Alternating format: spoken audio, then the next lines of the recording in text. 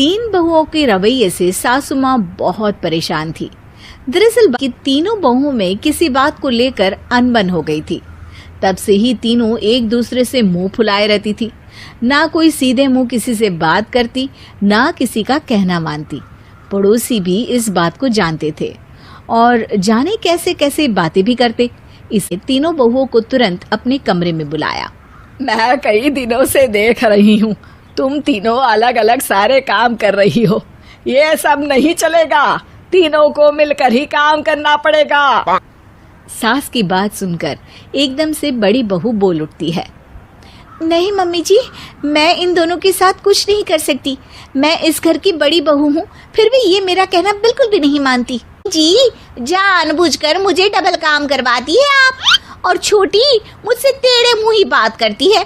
इन दोनों के बीच हमेशा सैंडविच बन जाती है मेरी, और मैं हमेशा आलू की तरह बीच में मसली जाती हूँ।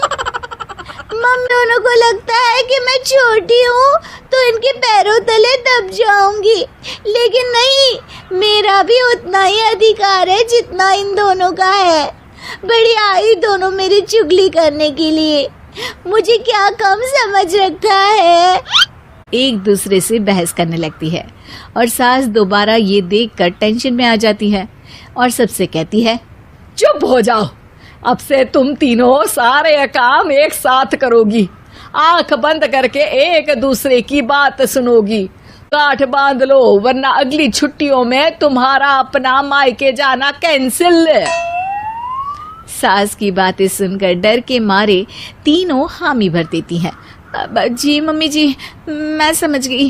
हाँ मम्मी जी, जैसा आप कहें वही करूंगी। तीनों बहू सास की बात को गांठ बांध लेती है और वादा करती है कि अब से सारे काम वो तीनों एक साथ मिलकर ही करेंगी। ये सब देखकर सास खुश हो जाती है और वहाँ से चली जाती है। जाकर वो देखती है कि घर में शर्मा जी आए हुए होते हैं। सास जोर से आवाज लगाकर कहती है, अरे बहू, जरा चाय बनाकर तो लाना, शर्मा जी आए हैं। सास की बात सुनकर तीनों बहू तुरंत किचन की ओर भागती है और चाय बनाना शुरू कर देती है।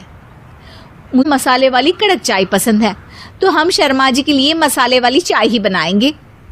अरे नहीं दीदी, गर्मी के मौसम में मसाला चाय कौन पीता है? मैं तो शर्मा जी के लिए इलायची वाली चाय ही बना